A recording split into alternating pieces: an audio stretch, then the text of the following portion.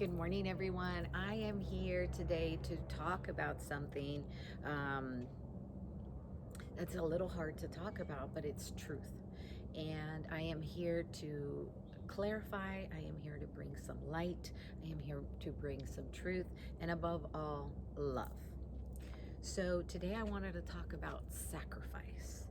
Now, sacrifice from the beginning of time has happened. There's things that our ancestors did. They sacrificed um, in order for us to have this life today. Now, in order for us to be here today, everything had to happen, including the bad stuff. Now, sacrifice has been from the beginning of our story, from Adam and Eve. When they left or exiled the Garden of Eden after they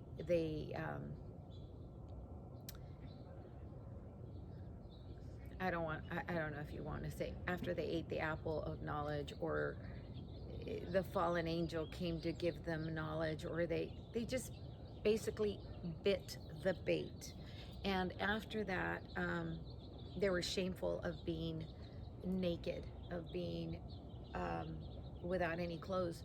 So what God did for his children, he sacrificed a lamb for each one of his children to cover their body. So there was a lamb that was sacrificed for Eve, and there was a lamb that was sacrificed for Adam. After that, the Jewish people were enslaved, and when they were enslaved, and Moses, if you guys aren't familiar with the story, Moses went to go free the Israelites. And he went to the Pharaoh, and he went and told them, hey, you got to release them. If not, my father God will, punish you. And one of the punishments was that he would send his angels to take the life, a sacrifice of the very first male child. Now, God wasn't going to send his angels to sacrifice his people as he was trying to save his people. So he instructed Moses to tell his people to sacrifice a lamb for each family. And with the blood of that lamb, they would put it on their home, a cross with that blood, and the angels would pass, and they would not touch that family. So again, there's been sacrifice from the beginning of time. When there is a blood sacrifice, this is real. Again, in order for us to have this life, everything had to happen, including the bad stuff. It's a butterfly effect. So even if our ancestors did horrible things that we were like, what the heck? They sacrifice people. Now, my ancestors, if you are following me for a while, you know that I am Mexican. That's what I've always known to be. I am Jewish, and that's why I bring the story of creation. I am tied by blood, and I'm Aztec, I'm Mayan, I'm a descendant of Montezuma, and the people of Montezuma, they would sacrifice. They would constantly sacrifice virgins once a year minimum, we know about. And it was for their crops. So they knew there had to be a give and take energy flow. You give me something, I give you something. It doesn't have to be material, but there has to be an energy flow. It happens all the time. So sacrifice is real, and it is real. When you give something, you get something in return. So again, from the beginning of time, we've known that the sacrifice of an untainted lamb was necessary for certain things.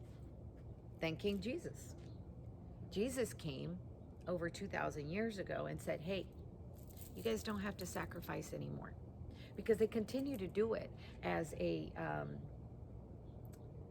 remembrance. So once a year, the Jewish people would sacrifice a lamb after they were released from Egypt. They would continue doing it as a celebration of them being released. So again, they would kill one lamb for the entire nation once a year, and they would sacrifice that so that the nation of the Israelites would be good. And again, Jesus came around 2,000 years ago and said, no more. You guys don't have to do that. Now you got to remember, when Jesus came for everyone, not just the Jewish people, but he was Jewish. So he went into the temple of the Jewish people and said, hey, you guys don't have to do that anymore. Rise up. You guys don't have to do it. But of course, we know the story that they didn't believe him. That his own people did not believe him. His own people put him on the cross, right? The Jewish people. And when Jesus came and sacrificed himself for all of us, that was the ultimate sacrifice. No more sacrifice. You don't have to do it. Has it continued? Yes, it has continued. We've been seeing a lot of stuff going on with Travis Scott, the rapper that had a bunch of people that passed away. They were trampled. Everybody's saying that it is very demonic. And you got to understand, we're in a time of revelations. Everything's being revealed. No one is scared of telling their truth anymore because they've been doing it for so long and no one's put a stop to it. So, I mean, if you see Travis Scott and they're advertising for this fair, this concert that they had, he had everything on there. He was telling you exactly what he was doing. He was, telling you, I'll see you on the other side. Some people were going to get sacrificed. Now, the sacrifice continues. The people that are against God, the people that did not believe God's truth and his son, if they didn't believe him, they continue to do it. They continue to sacrifice to get instant gratification. And the sad story is, the sad truth is that they've been sacrificing and they've never stopped. They haven't stopped. The opposite side that follow the law of God have been sacrificing because they know if there's a blood sacrifice, they can get something in return, and how intentions are so important. So when they put a blood sacrifice and they're actually killing a child of God, because we're all children of God, they're getting their instant gratification. Now they're getting what they want. They're getting to be on top of this pyramid that's going to be breaking. And they continue to wanting to be on top. And that's why they continue doing what they're doing. This is a real thing, guys. People are truly doing this with children, with the people that need our help the most, the people that don't have voices, the people that don't have rights. They're still our brothers and sisters. And we need to rise up for them. We need to tell the truth of what's really going on.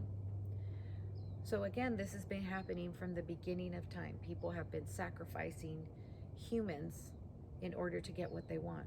But when they do that, there is an effect that comes with it. There is a karma.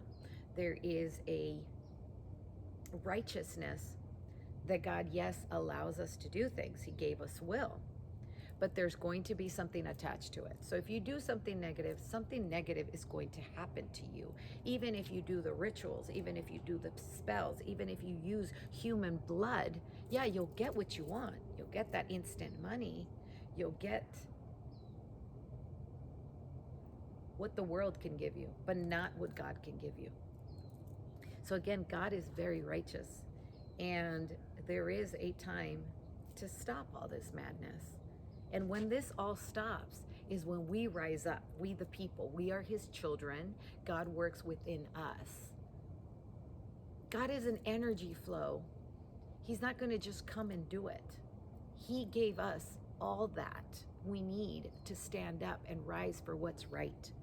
So now, again, we're in a time of revelations where everything's being revealed.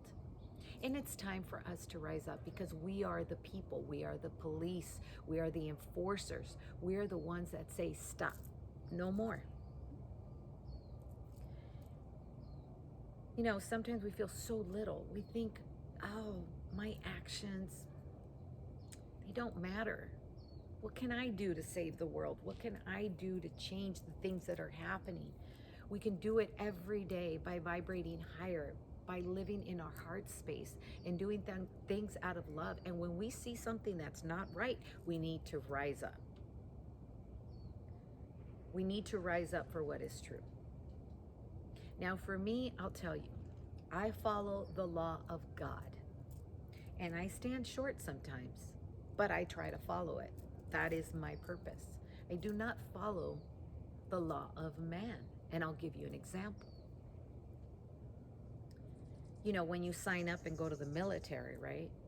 You're doing it for the people and you're protecting us, and I get it. But you're following the law of man, because if man tells you to go throw that bomb somewhere and there's children, you got to do it.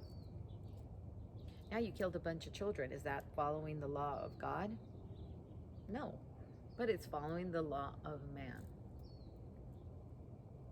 Now, why are our veterans so bad mentally? How come? Because they can't live with themselves, because they know in their heart it is wrong to do that, but they had to do it. So now they come back with that feeling of, what did I do? I can't live with myself. We all know the truth. Now, am I telling you to go just, you know, run amok and do whatever you want and not follow the law? No, I'm telling you to be righteous with yourself and to think and to feel before you do anything. Because your intuition tells you what's right and what's wrong. We have compassion. You know, I just went to Peru. And yes, they sacrificed people. It was very rare and in between that they would sacrifice for their crops, for their, you know, for whatever it was. But they did it. And they knew there was going to be something good that would happen from it, like their rain would come, their crops would grow, but there was always going to be something else attached to it, because it was a life that was lost. Is there sacrifice still? Yes, there's still sacrifice. And it doesn't have to be a blood sacrifice, but there is sacrifice in the world. We've had all this sacrifice for us to have this life today. And I can't emphasize that enough. Everything had to happen in order for us to have this life. So even all the death. And you say, maybe, why? Why did all that have to do? You know, why did we have to go through all that? Why did our ancestors have to go through that? Why is that still happening? Well, until we rise up and we put a stop to it, because God gave us will, it's going to continue. We, the people, need to realize that the power is within, because God's within. We don't need to accept and conform that anymore. God gave us a brain and God gave us a heart, and these are all tools for us to make the right decision. Now you got to remember, we're not the brain and we're not the heart. We want to live in the heart space, but that's not what we are. We are the awareness. We are the spirit. And we know, now we have all the lessons. Now we know that if you do this, this is going to happen. We literally have all this database now. You can go on the computer, right? And you can look at everything that's happened. You can go to a library. You can go to a museum. You can go to a country and talk to the people that remember the stories, because it's still close to them. It's time for us to do the right thing, and our heart and our head will tell us what's right. We got to pick and choose, right? Put everything together. That's why alignment and balance is so important, because our brain is the computer for us.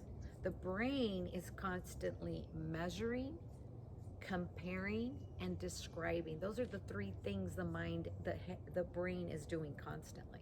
So you use that as a tool. Your heart, your intuition tells you if something feels wrong. And if something feels wrong, you don't need to do that. Because you can do it, but there's going to be a negative consequence, because you knew in your heart that it was wrong. No one else has to tell you. Again, God lives within. Now, if your intuition is tainted, because that's what's happening, people are in a sleep state, we need to wake it up. And how do we wake it up? We wake it up by decluttering ourselves, by getting rid of everything that we don't need, and take accountability of this shell, of this temple that God lives in. Every morning, wake up with your intention of love. Every morning, bless your eyes so that you can see the beauties of the world. Bless your throat so you can speak righteously. Bless your heart so you can hear the message clearly.